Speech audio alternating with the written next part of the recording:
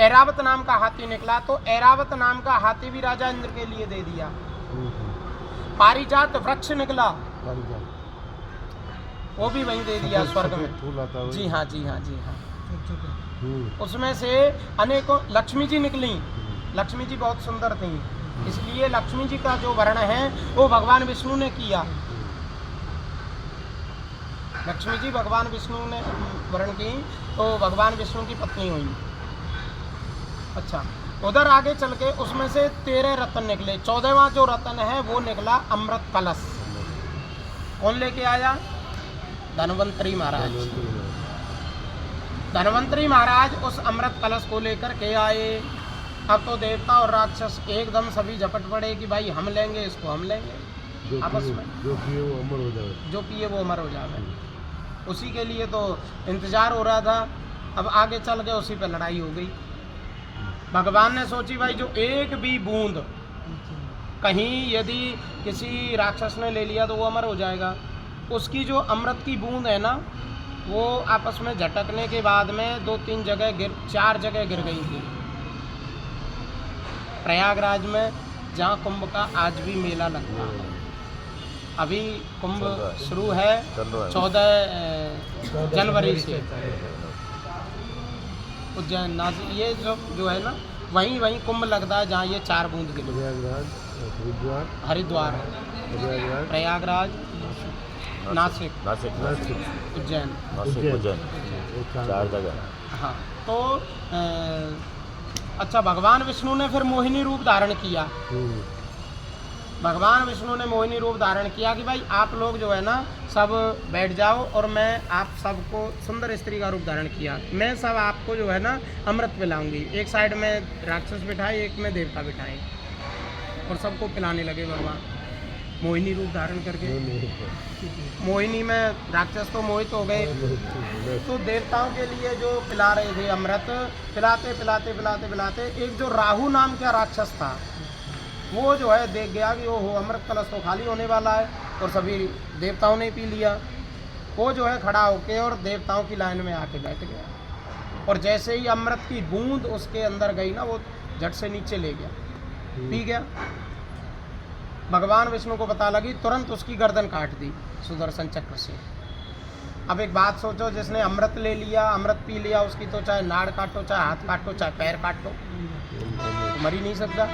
अब उसका जो गर्दन है वो अलग बोल है, और नीचे का जो धड़ा है वो अलग बोल है, सर अलग और ये सा अलग बोल है। उन्होंने कहा भाई अब इनके लिए कहाँ जगह दें? बोले चलो कोई बात नहीं, इनकी जो है जगह ग्रहों में दे देते हैं। 7 ग्रह थे, उसके बाद ये दोनों और जुड़ गए, एक राहु और एक केतु। टोटल कितने ग्रह हो गए? 9। आप उधर दर्शन करिए, मैं आपको दिखाता हूँ। पंडित जी, प्यारीलाल जी आप बताएंगे। बीच में जो है वो भगवान सूर्य नारायण हैं, बीच में। उधर उस वाले कोने में चंद्रमा, उनसे नीचे लाल रंग में ही मंगल हैं, और इधर हरे में तीर वाले जो हैं वो बुध हैं, उनसे नीचे पीले रंग में वो बृहस्पति हैं। भगवान सूर्य नारायण के बिल्कुल ऊपर सफ़ेद रंग में वो शुक्र हैं। भगवान सूर्य के बिल्कुल जस्ट नीचे शनि महाराज हैं।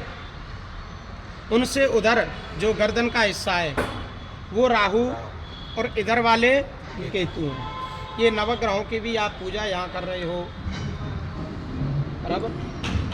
समझ में आया? तो मैं आपको बता रहा था कि सर्व सुख समृद्धि हेतवे काया निरोगी हेतवे है, भगवान की आपने पूजा करी सपरिवार सकुटुंब से। आज के दिन मंगलवार को आपने पूजा करी, अष्टमी वाले दिन पूजा की। सुख सौभाग्य हेतवे है, क्रूर ग्रह शांति अर्थम, सर्व मनोकामना परिपूर्ण हेतवे, सभी मनोकामनाओं को परिपूर्ण करने के लिए। व्यापार वृद्धि हेतवे, धन धान्य परिपूर्ण हेतवे, सुख समृद्धि हेतवे, काया निरोगी हेतवे है, हमारी काया निरोगी भी रहे, काया निरोगी हेतवे, सुख समृद्धि हेतवे, मंगल कार्य सिद्ध्यर्थ, हमारा जो मंगल कार्य है वो भी हमारा सिद्ध होता जाए। मंगल कार्यों में भी सिद्धि छिपी होती है गोविंद जी, मंगल कार्यों में सिद्धि छिपी होती है। जैसे आपने देखा होगा कि जैसे कोई शादी ब्याह का कारण होता है ना, तो उसमें एक सबसे पहले सर्वप्रथम एक मंत्र होता है, वक्रतुंड महाकाय सूर्यकोटि समप्रभा निर्विघ्नं कुरु मे देव सर्वकार्येषु सर्वदा। इस मंत्र का जो अर्थ है ना, शायद किसी को पता हो ना पता हो, मैं आपको बता दूं। वक्र तुंड, वक्र मीन्स टेढ़ा, तुंड मीन्स नाक। भगवान गणेश जी की टेढ़ी नाक है, कभी भी कहीं भी किसी भी फोटो में देख लेना। अब उधर देखो मुड़ी हुई है, और XYZ कहीं भी देख लेना आप, भगवान गणेश जी की जो सूंड है ना, वो नाक है, वो एकदम सीधी नहीं मिलेगी, हमेशा मुड़ी हुई मिलेगी। वक्रतुंड महाकाय, भारी भरकम शरीर वाले भगवान गणेश जी का स्वरूप है। सूर्य कोटि समप्रभा, सूरज की करोड़ों किरणों के समान भगवान गणेश जी महाराज का प्रकाश है। सूर्य कोटि समप्रभा, निर्विघ्नं कुरु मे देवा, हे प्रभु मेरे सभी विघ्नों को आप दूर करना। जैसे कोई ज़्यादा बिजी हो ना, बहुत ज़्यादा बिजी हो, तो उसको क्या कहेंगे आप, अरे यार तू तो ब्याह का सा बिचल रहा है। जैसे ब्याह में बिजी हो जाते हैं, ऐसा बिजी हो रहा है? तो ब्याह में चलने वाला काम हो जाता है, कहीं ज़्यादा बिजी। तो भगवान से प्रार्थना कर रहे हैं, वक्रतुंड महाकाय सूर्य कोटि समप्रभा निर्विघ्नं कुरु मे देवा, हे प्रभु मेरे सभी विघ्नों को दूर करना। निर्विघ्नं कुरु मे देवा सर्व कार्येषु सर्वदा, और हमें इस काम में सिद्धि भी प्रदान करना। अब शादी में किस चीज़ की सिद्धि होती है जी? शादी में भी सिद्धि छिपी हुई है। क्या? मान लिया बेटी की शादी कर रहे हो, तो बेटी का घर अच्छे से बसे आगे चल करके, वो शादी की सिद्धि हुई। बेटे की शादी कर रहे हो, बहू अच्छे से हमारे परिवार में घुल मिल जाए, वो सिद्धि हुई। अब हम जो ये कार्य कर रहे हैं, व्यापार वृद्धि हेतवे, धंधाने परिपूर्ण स्मृति हेतवे, कायानुरोगी हेतवे, ये कायानुरोगी के लिए, सुख समृद्धि के लिए, आयु के लिए, इसमें भी सिद्धि छिपी हुई है हमारे काम में। ये जरूरी नहीं होता कि कोई तांत्र की सिद्धि करे, नहीं, इस काम में भी हमारे में सिद्धि है। सुख समृद्धि हेतवे मंगलकार सिद्ध्यंतम श्री गौरी गणेश भगवान पूजा क्रमे च, सर्वप्रथम भगवान गणेश जी और गौरी का पूजन हमने किया। गौरी गणेश भगवान पूजा क्रमे च, कलश कुंभ देवता व पूजा क्रमे च, कलश भगवान का पूजन किया। ओंकार देवता, लक्ष्मी देवी, नवग्रह, षोडश मातृका इत्यादि सभी जो पीठ, पंचांग पीठ यहाँ जो बनी हुई है, वास्तु भगवान का पूजन करते हैं। जैसे अपने घर में कोई भी मकान दुकान इत्यादि बनाते हैं, तो सबसे पहले ना नीम में नाग नागिन का जोड़ा रखते हैं। आपके यहाँ भी रखते होंगे, शायद रखते हैं। तो उस घर में कभी वास्तु दोष नहीं होता। या फिर कई बार जैसे नहीं भी रखते, या जैसे किधर बेडरूम होना चाहिए, किधर बाथरूम होना चाहिए, किधर रसोई होनी चाहिए, ये सब चीज़ें कई बार छोटे मकानों में उपलब्ध नहीं हो पाती। और बनने के बाद उसको थोड़ा सा आप कहें कि भाई जो है ना, बेडरूम इधर नहीं उधर होना चाहिए, उधर जगह ही नहीं है, तो कहाँ से करेंगे, हैं? काम तो फोड़ के वो तो बहुत ज़्यादा वो हो जाता है। तो उस दोष को दूर करने के लिए, वास्तु दोष को दूर करने के लिए हमने यहाँ पे वास्तु भगवान का भी पूजन किया है, जो आप सर्प देवता साक्षात दर्शन कर सकते हो। वास्तु भगवान का भी हम यहाँ पूजन कर रहे हैं कि हमारे घर में किसी भी प्रकार का इस प्रकार का भी दोष है, तो वो दोष भी दूर हो जाए। भाई काम तो हम अच्छे करके चलें, आगे परमात्मा के हाथ बात है हमारा को फल देना। क्योंकि हम जो भी कार्य करते हैं ना, तत्सत श्री ब्रह्मार्पणमस्तु, सबसे बाद में कहना चाहिए तत्सत श्री ब्रह्मार्पणमस्तु। हे प्रभु, ये सब जो हम कर्म कर रहे हैं, ये सभी आपके अर्पण हैं, ब्रह्मा जी के अर्पण हैं। तत्सत श्री ब्रह्मार्पणमस्तु, क्योंकि हम ऐसा कोई विशेष वो नहीं कर सकते कि हम हमेशा अच्छा ही काम करें। कई बार अच्छा करते हैं, लेकिन उनमें यदि कोई त्रुटि हो जाए ना, तो उसका फल हमें अवश्य भोगना पड़ेगा।